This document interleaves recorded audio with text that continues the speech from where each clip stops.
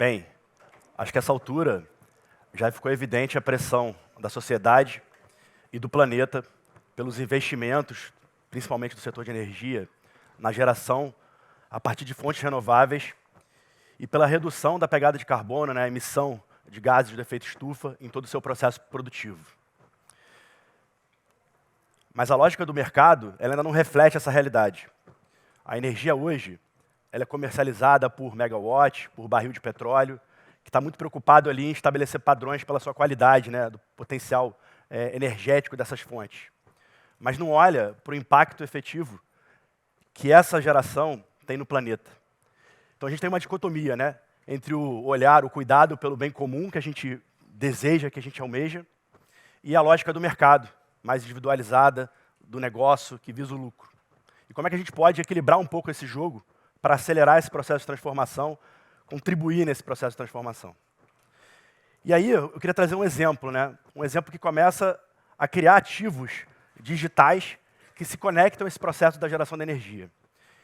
E o meu exemplo são exatamente os certificados de energia renováveis, que são gerados concomitantemente à geração de energia elétrica e que atestam que aquela energia, aquela quantidade de energia equivalente, foi gerada através de uma fonte renovável, ou seja, uma energia limpa.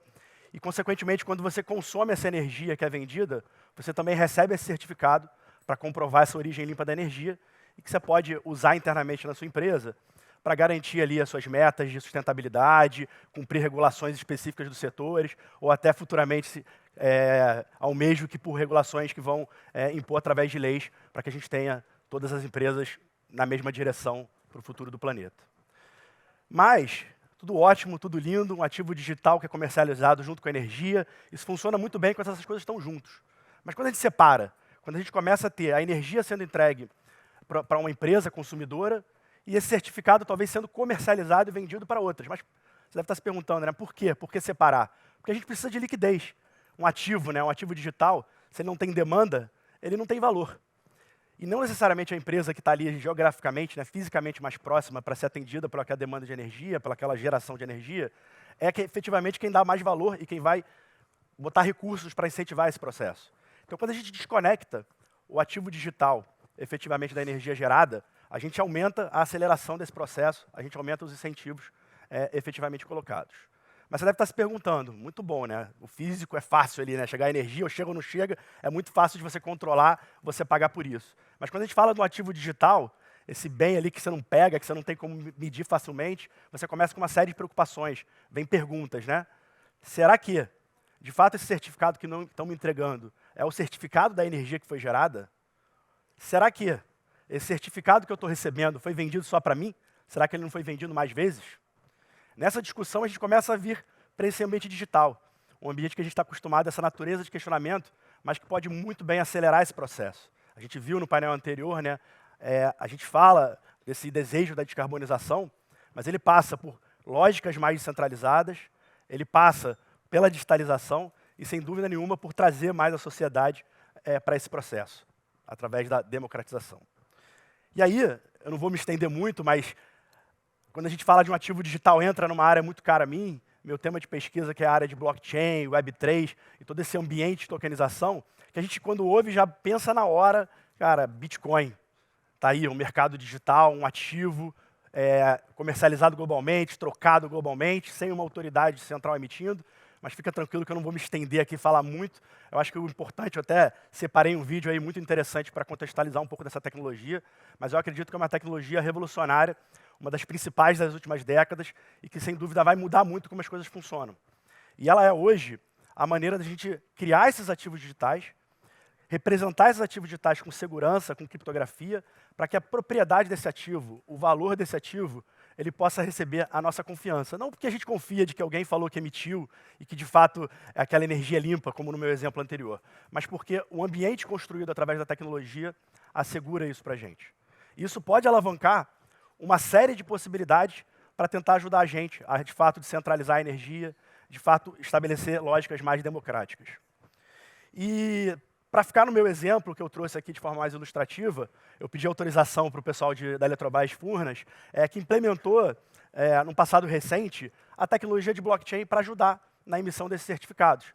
Então, hoje, já é realidade, está implementado lá em uma série de usinas do sistema Eletrobras, quando a energia é gerada, aquela geração de energia também gera esse ativo digital, que a gente chama de token, né? Então daí vem a tokenização, transformar esses ativos num ambiente criptograficamente seguro, gerenciado por essas redes.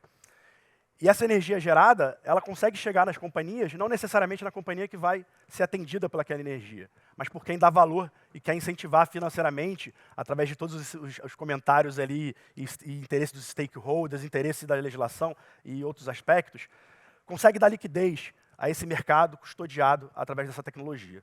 E é muito legal esse exemplo, eu escolhi ele, né, uso uma tecnologia específica de blockchain, porque ele já está claramente comercializando um volume muito interessante de certificados, numa lógica bem diferente de você entregar a energia junto com o certificado, mas participar de leilões que estão vendendo esse certificado e, dessa forma, criar novas mecânicas de incentivo ao setor para que ele possa fazer essa transição com a forma gradual que ele exige para chegar nas mudanças profundas que a gente espera em prol do planeta. E é óbvio que a gente não para por aí, né? Esse certificado foi só o exemplo que eu escolhi para a gente tentar começar a visualizar, né, o que é esse ativo digital que incentiva algo, a energia chegando na nossa casa, chegando nas nossas empresas, movendo a nossa sociedade. Mas a gente não para por aí. Se a gente imaginar, a gente teve uma palestra ótima do Delbres trazendo um pouquinho desses novos modelos de consumo.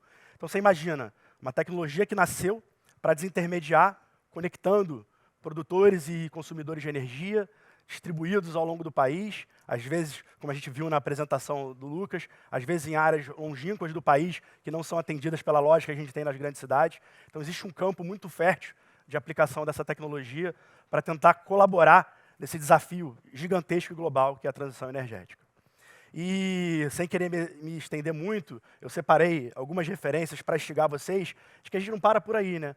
Lógicas que vão aproveitar a característica dessa geração de mercado, controlar esses mercados locais e descentralizados de geração e consumo de energia, a medição de todo esse processo, né, quanto isso vai evitar a emissão de gases, como é que a gente quantifica isso, como é que a gente dá robustez às ideias extremamente profundas e importantes como o mercado de crédito de carbono. Então, tudo isso já está no radar e sendo trabalhado por uma série de entidades discutindo a aplicação dessa tecnologia. E outro estudo que eu queria citar, né, a gente vê que vários mercados vão ser estabelecidos com redes diferentes, lógicas diferentes, e que com cada um com a sua contribuição vai acelerar esse processo de transformação.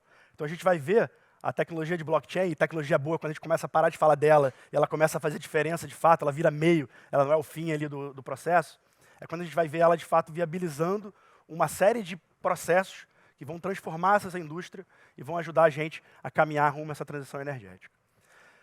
Por último, eu queria não deixar de endereçar, porque eu tenho certeza que alguma pergunta vai chegar no painel. Sempre se discute muito, né, a tecnologia de blockchain, muito pela forma de funcionar do Bitcoin. E aí a própria palavra não ajuda, né? A gente fala a tecnologia de blockchain, parece que é uma coisa única, né?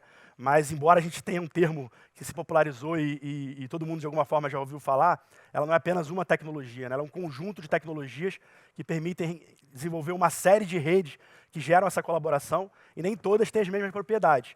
E aí a pergunta que todo mundo faz, mas espera aí, a blockchain não vai consumir muita energia, não gasta muita energia, muito conectado a essa ideia do Bitcoin, que é uma rede extremamente densa, com um algoritmo extremamente custoso em termos energéticos.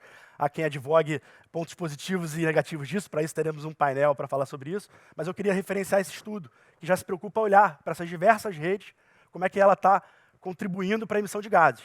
Porque se você vai fazer um projeto que vai usar tecnologia para buscar essa descarbonização, essa equação é importante considerar esse fator, né? Quanto o uso dessa rede, ele colabora e se ele zera ao final, se ele reduz ao final, a equação, o resultado da equação que a gente busca, né?